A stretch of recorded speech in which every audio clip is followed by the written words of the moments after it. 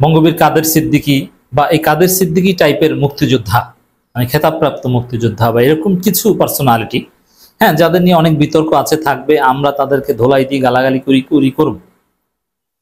কিন্তু জামাত ইসলামী অফিসিয়ালি এই কাদের সিদ্দিকীদের নিয়ে অসাধারণ রাজনীতি করছে, ইমপ্রেসিভ, যেটা অনেকে সমালোচনা করেছিলেন। দেখেন, সমালোচক জামাতে অভাব আছে, আরো থাকা উচিত। যত বেশি সমালোচক থাকবে তত ওই দল পরিশুদ্ধ হবে। কিন্তু কিছু কিছু বিষয় যেগুলো যে কাজ করতে গিয়ে জামাত সমালোচনার মুখোমুখি হয়ে গিয়েছিল, কিন্তু জামাত দৃঢ়ভাবে সেটা করেছিল। কিন্তু at the end of the day প্রমাণিত হয়েছে যে জামাতের অবস্থানই সঠিক ছিল এবং তারা দেরিতে হলেও সুফল পাচ্ছে।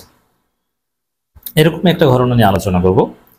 এই বঙ্গবীর কাদের সিদ্দিকীদের নিয়ে জামাত ইসলামী অসাধারণ রাজনীতি করছে। আপনাদের নিঃসন্দেহে মনে আছে জামাত ইসলামী যে ইতিহাসের সবচেয়ে বড় ইফতার মাহফিলের আয়োজন করেছিল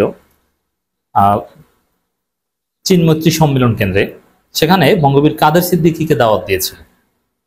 কাদের সিদ্দিকী এসেছিল, এখন ব্যাপক গালি খেয়েছিল আমিরে জামাত সেক্রেটারি জেনারেল, এবং কাদের সিদ্দিকীর সাথে কুশল বিনিময় করেছেন দাঁড়িয়ে জামাতের সেক্রেটারি, জামাতের আমির, অন্যান্য নেতারা। কাদের সিদ্দিকী এসেছেন দাওয়াতে, তো সবাই বলেছিল যে তাকে কেন দাওয়াত দেওয়া হয়েছে, কেন এই ফেসিবাদের দোসরদের কেন দাওয়াত দেওয়া হচ্ছে, এ তো এই একদিন জামাতের সাথে চলে, আবার আওয়ামী লীগের সাথে, আবার অমুক তমুক, আবার তার বোনের কাছে যায়, কত কিছু। কিন্তু না, জামাত ঠান্ডা মাথায় তাকে দাওয়াত দিয়েছে। শুধু কেন্দ্রীয় জামাত না, টাঙ্গাইল জেলা জামাত তাকে যথেষ্ট মূল্যায়ন করে, তার কাছে যায়, বড় ভাই বলে, ইফতার মাহফিলে দাওয়াত দেয়, আরো কোথাও দেখা সাক্ষাৎ হলে তাকে বড় চেয়ার ছেড়ে দেয় মুরব্বী হিসেবে। তো এগুলো আমরা কিন্তু দেখতে পারি না, অপছন্দ করি, এবং জামাতের এই একটা বড় অংশ খেপে যায়।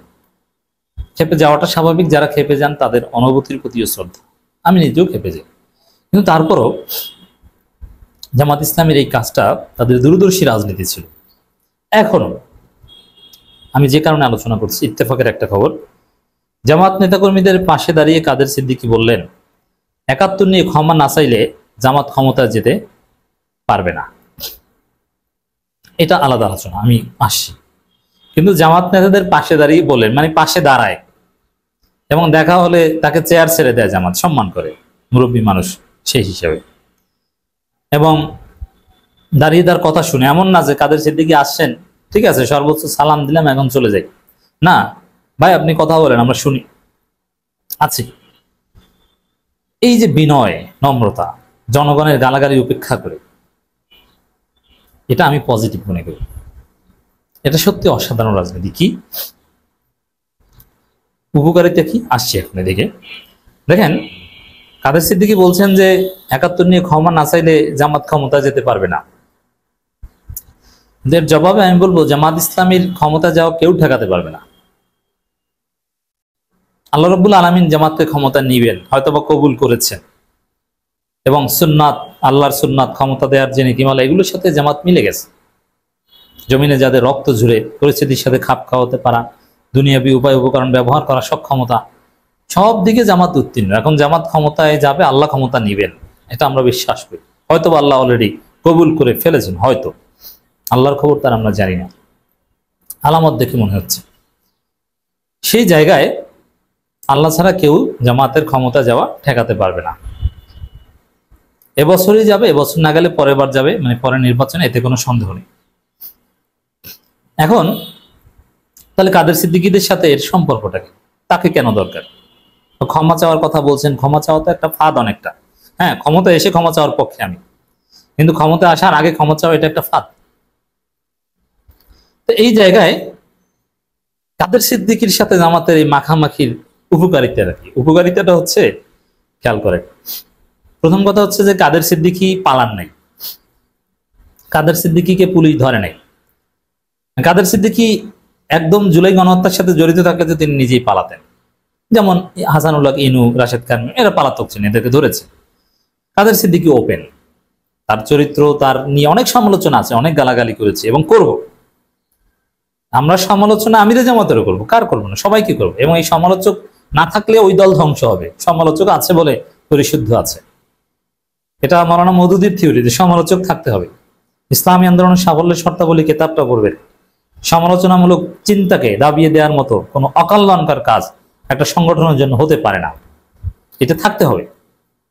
এটা আছে, এই জন্য আমাদের সমালোচনা এটা জামাতের টিকে থাকার অন্যতম স্তম্ভ, অন্যতম শক্তি, অন্যতম পথ প্রদর্শক। তো দর্শক, জামাত ক্ষমতায় আসবে, আসার পরে ৭১ প্রশ্ন অবশ্যই জামাতকে কিছুটা হলো বিব্রত কর পরিস্থিতি রাখবে, এতে কোনো সন্দেহ নেই। ক্ষমতা আসার পর ক্ষমা চাইলে অনেকটা সমাধান হবে। যে ৭১ প্রশ্ন তরুণ প্রজন্মের কাছে ব্যাপার না। একটা জরিপে উঠে এসেছে সর্বোচ্চ 10% মানুষ ৭১ নিয়ে ভাবে, এর মানে 90% মানুষের কাছে ৭১ প্রাসঙ্গিক কিছু না। কিন্তু তারপরও ওই 10%-এর কারণেই, বা যেহেতু এস্টাবলিশমেন্ট এবং মিডিয়া ওই ৭১ ব্যবসায়ী, তারা জামাতকে কিছুটা বিব্রত করবে, কোনো সন্দেহ নাই। তো ওইটা ডিল করতে কাদের সিদ্দিকীদের লাগবে একদম। হ্যাঁ, জামাতে অনেক মুক্তিযোদ্ধা আছে, কিন্তু এই খেতাবপ্রাপ্ত জীবিত বড় মুক্তিযোদ্ধা কাদের সিদ্দিকী টাইপের, এরা যদি জামাতকে ডিফেন্ড করে বা এরা যদি দাঁড়ায়, তাহলে ওই ৭১ ইস্যু নিয়ে জামাতকে যতটুকু বিব্রত বোধ করা বা হয়রানি করার সুযোগ আছে ওইটা পারবে না। তাহলে এখন কাদের সিদ্দিকীরা কি জামাতকে ডিফেন্ড করবে? হ্যাঁ, করবে। কিভাবে? এখন ক্ষমা চাও অমুক তমুক যাই বলুক, ওটা তার কাজ বলুক, সে জয় বাংলার স্লোগান যাই দেখ। কিন্তু কাদের সিদ্দিকীদের রাজনীতি এরকমই, আপনি বৃহত্তর স্বার্থে তুলনামূলক কম খারাপকে কাজে লাগাবেন, এটা শরীয়ত, এটাকে বলে মাসলাহাতে মুরসালা।